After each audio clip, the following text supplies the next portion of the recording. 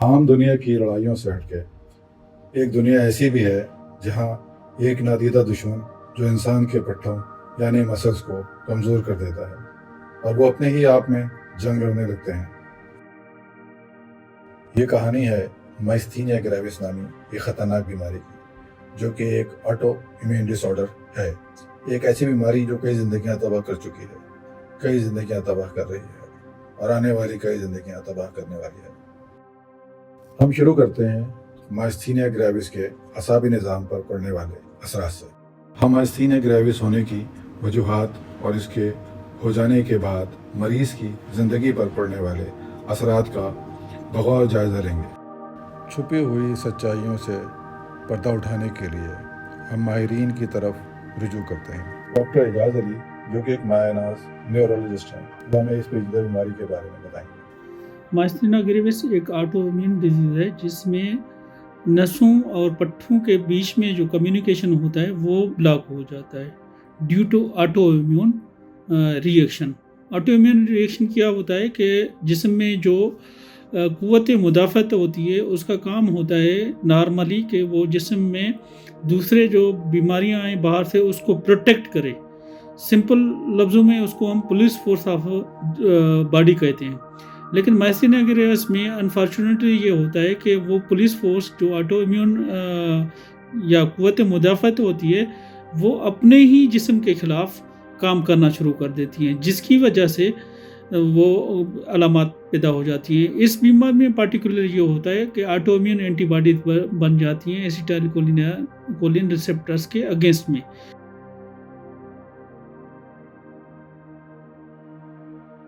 ये बीमारी हमेशा स्केलेटल मसल को इन्वॉल्व करती है। स्केलेटल मसल्स जो होती हैं वो हमारे जिस्म में, आँखों में और ये पाँव जो जिस्म के एक्सटर्नल हिस्सा है जिसमें हमारे हाथ आ गए, हमारे टांगे आ गई, हमारा रेस्पिरेटरी सिस्टम आ गया या नगलने का सिस्टम जो है जिसको इसोफेगस कहते हैं उसमें भी आ जाती है। तो ऐसे बीमारी की अलामात ये होती हैं कि पेशेंट जल्दी थक जाता है, सीढ़ियाँ नहीं चढ़ पाएगा, या पेशेंट को दो नज़र आना शुरू हो जाएंगे कंटिन्यू देखने में, या पेशेंट की गर्दन जो है वो नीचे हो जाती है ड्यू टू फटीगेबिलिटी, या जब सीरियस हो जाती है तो पेशेंट को खाना नगलने में भी मसला हो जाता है, या उसकी रेस्पिरेटरी जो सांस लेने वाली मसल्स है छाती की वो काम करना छोड़ जाती हैं, जिसकी वजह से पेशेंट जो है सांस लेने में दुश्वारी पैदा करता है।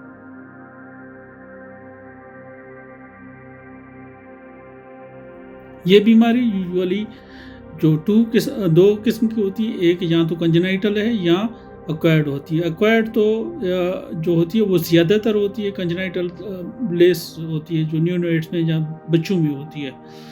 तो एक्वायर्ड के काजेस डिफरेंट होते हैं, या तो वो थाइमोमा हमारा एक सीने में जो है ग्लैंड होता है जिसकी कैंसर की वजह से ऑटो इम्यून एंटीबॉडी बनती हैं, जिसको एसिटाइलकोलिन रिसेप्टर एंटीबॉडीज़ या एंटी मस्क एंटीबॉडीज़ कहते हैं, वो जाकर इफेक्ट करती हैं तो उसकी वजह से होता है। या बच्चों में जो होती है तो मदर टू चाइल्ड ट्रांसमिट हो सकती हैं।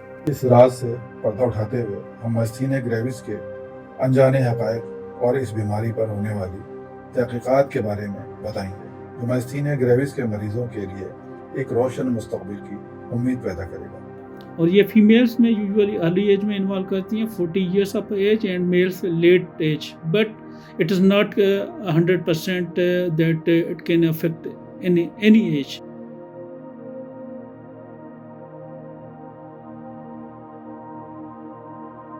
इसके मल्टीपल मैनेजमेंट प्रोटोकॉल्स होते हैं, जिसमें फार्माकोलॉजी हो गया, आपके इंटरवेंशनल हो गया जिसमें प्लाज्माफेरेसिस हो जाता है, और आपका फार्मा तो ऑलरेडी उसमें हो गया। फिर इसमें सर्जिकल इंटरवेंशन हमारे पास आती है, और मैनेजमेंट के हवाले से जो फर्दरली जो लाइफ क्वालिटी को मेंटेन करने के लिए हमारे पास यूज़ होता है वो फिजियोथेरेपी का डोमेन आता है।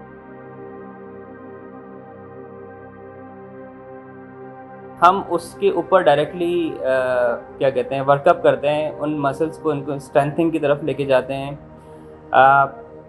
जो हमारा मरीज़ है उसको अपने सीधा खड़े होने में, जिसको हम आसान अल्फाजों में या बेसिक टर्मिनोलॉजी में कहते हैं, पोस्चर इंस्टेबिलिटी के ऊपर काम करते हैं। देन उसके रोज़मर्रा में जैसे बिस्तर से उठना, बिस्तर से उठ के वॉशरूम जाना, अपना खाना खाना, ये बड़ी उसके लिए देखने में तो ये प्रॉब्लम्स नहीं है, तो ये इसको प्रॉब्लम्स फेस करना पड़ जाते हैं, तो हम इसमें उसको हेल्प आउट करते हैं कि उसकी वो स्ट्रेंथ मेंटेन हो, एटलीस्ट वो अपनी एसेंशियल एक्टिविटीज़ को परफॉर्म कर सके।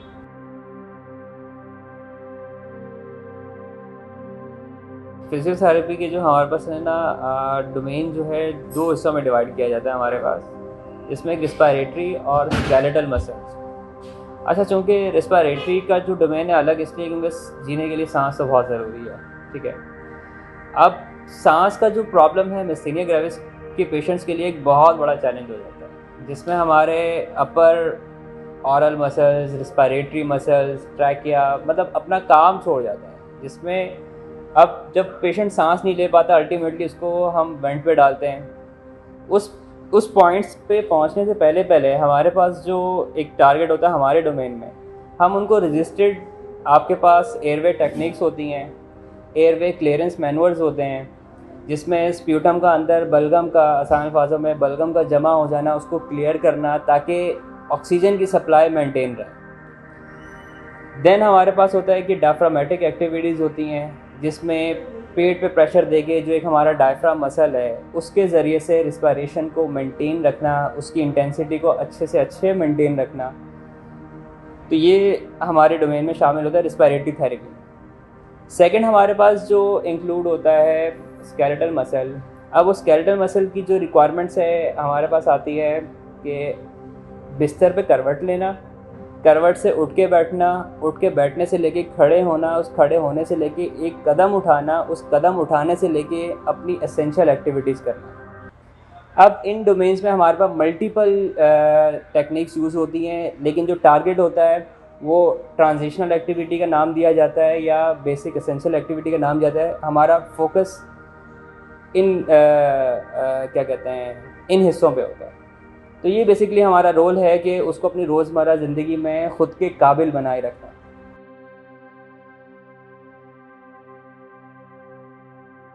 इंसिडेंस है वो आजकल डायग्नोस्टिक की टूल्स के बढ़ने की वजह से बहुत ज़्यादा नज़र आ रहा है, जिसमें 3 to 30 पीपल पर million population new cases per year diagnose होते हैं, या 150 to 100 पर ईयर भी डायग्नोज हो सकते हैं इन द पॉपुलेशन।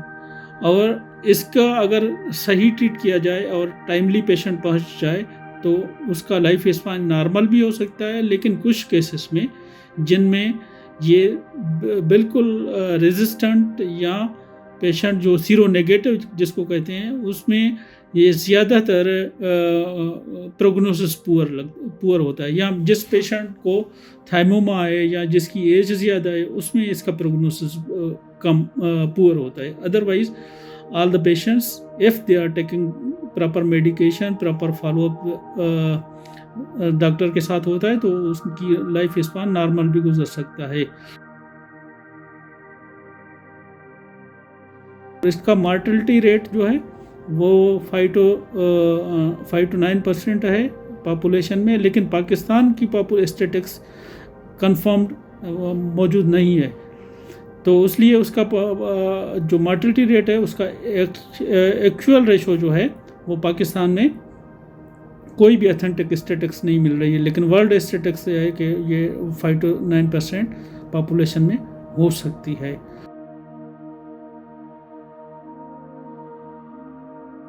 ये बीमारी जब हो जाती है तो प्रॉपर एक न्यूरोलॉजिस्ट के पास जाना चाहिए और उनसे इंस्ट्रक्शन होनी चाहिए, क्योंकि कुछ दवाइयाँ होती हैं जिसकी वजह से इसमें बढ़ावा आ सकता है, या कुछ मेडिसिन ऐसी भी होती हैं जिनसे प्रिवेंट करना चाहिए, क्योंकि वो डायरेक्ट भी माइस्थेनिया करवा सकती हैं, और ये लॉन्ग टर्म क्रॉनिक डिजीज़ है।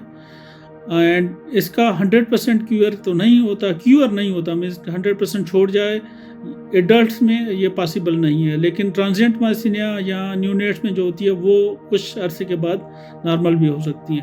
तो इसका 100% क्यूर नहीं है, लेकिन ट्रीटमेंट की वजह से with the support of treatment patient can spend normal life span. जिद्दोजहद के दरमियान उम्मीद बढ़ती है, हमदर्दी की ऐनक के जरिए हम माइस्थेनिया ग्रेविस से लड़ने वालों की हिम्मत और अज़म को बढ़ा सकते हैं। माइस्थीनिया जैसी खामोशी से लड़ी जाने वाली लड़ाइयों के अंदर मरीज की विल पावर बहुत अहम किरदार अदा करती है और इनका अज़म गैर मुतज़लज़ल होता है। जैसा कि ये सफ़र अब इख्तिताम के करीब है, आइए हम इस बीमारी के ख़िलाफ़ मुत्तहिद हो जाएं।